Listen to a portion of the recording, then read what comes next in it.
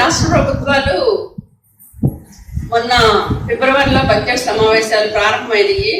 ఫిబ్రవరిలో 1వ తారీఖున కేంద్ర బడ్జెట్ ప్రవేశపెట్టారు. అట్లనే ఫిబ్రవరి 14వ తారీఖున రాష్ట్ర బడ్జెట్ ప్రవేశపెట్టారు. ఈ రెండు బడ్జెట్లో కూడా ఈరోజు ఐసిడిఎస్ ఏర్పడి 50 సంవత్సరాలు పూర్తయింది. ఈ పూర్తయిన సమాజానికి ఉపయోగపడుతున్న ఐసిడిఎస్ కు సరిపోయిన నిధులు మాత్రం కేటాయించలేదు. చాలా తక్కువ నిధులు కేటాయించారు.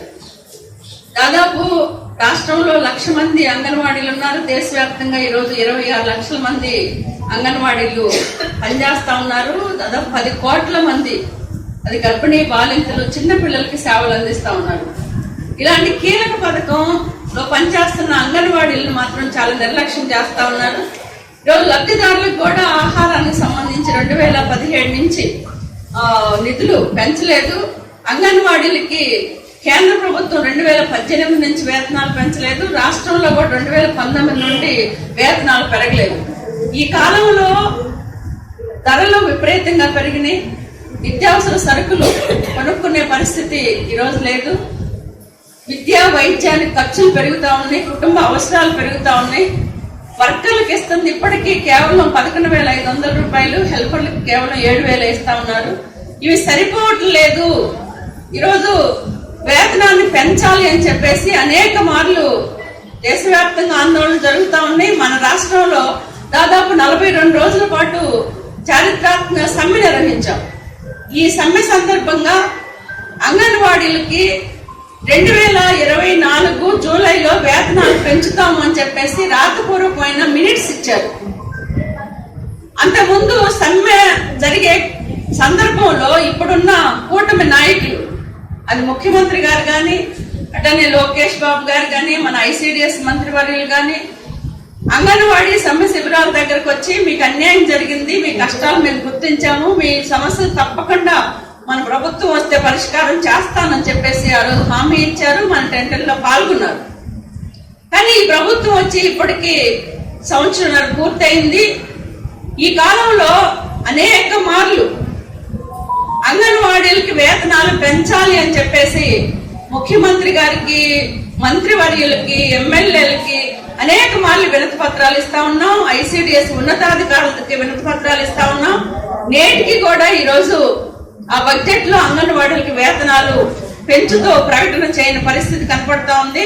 అందుకని అంగన్వాడీల గొంతు మరొకసారి రాష్ట్రంలో వినిపించాలని చెప్పేసి ఈరోజు రాష్ట్ర కమిటీ నిర్ణయించింది. ప్రధానంగా అంగన్వాడీలకి వేతనాలు పెంచాలి.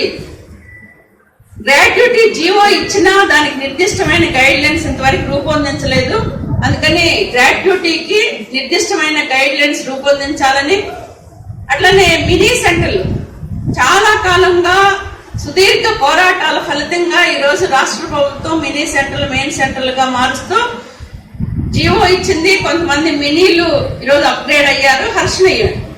కానీ ఇప్పటికీ దాదాపు మన రాష్ట్రంలో ఏజెన్సీ ప్రాంతాల్లో 10th క్లాస్ క్వాలిఫై అయిన వాళ్ళు కొంతమంది ఆగారు. 10th క్లాస్ క్వాలిఫికేషన్ లేదనే పేరుతో కొంతమంది ఆపారు.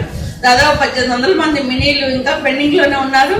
అందుకని ఆ పెండింగ్ లో ఉన్న మినీలు అందరినీ కూడా మెయిన్ గా మార్చాలని చెప్పేసి, అట్లనే రూరల్ అర్బన్ అనే తేడా లేకుండా అందరికీ సంక్షేమ పథకాలు అమలు చేయాలని చెప్పేసి ఫిబ్రవరి 23వ తారీఖు నుండి ప్రాజెక్టు స్థాయిలో, 25వ తారీఖు నుండి జిల్లా స్థాయిలో రిలే దీక్షలు జరపాలని చెప్పేసి నిర్ణయించడం జరిగింది.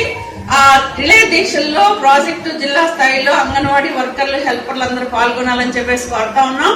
అట్లనే చివరిగా ప్రభుత్వం కనుక స్పందించకపోతే మార్చి 2వ తారీఖున పెద్ద ఎత్తున సమీకరణ చేసి విజయవాడలో మహాధర్నా నిర్వహించాలని చెప్పేసి నిర్ణయించడం జరిగింది. అందుకని ఈ మహాధర్నాలో కూడా మొత్తం రాష్ట్ర వ్యాప్తంగా ఉన్న అంగన్వాడీ వర్కర్లు, హెల్పర్లు, మినీ వర్కర్లు పెద్ద సంఖ్యలో పాల్గొని ఈ జయప్రదం చేయాలని చెప్పేసి కోరుతున్నాం. ప్రభుత్వం స్పందించకపోతే దశల వారీగా కూడా మరో పోరాటానికి అంగన్వాడీలు అందరూ సిద్ధం అవుతారు అని చెప్పేసి కూడా ఈ సందర్భంగా ఈ ప్రభుత్వానికి తెలియజేస్తున్నాను. Subbaramma, AP Anganwadi workers and helpers union రాష్ట్ర ప్రధాన కార్యదర్శి.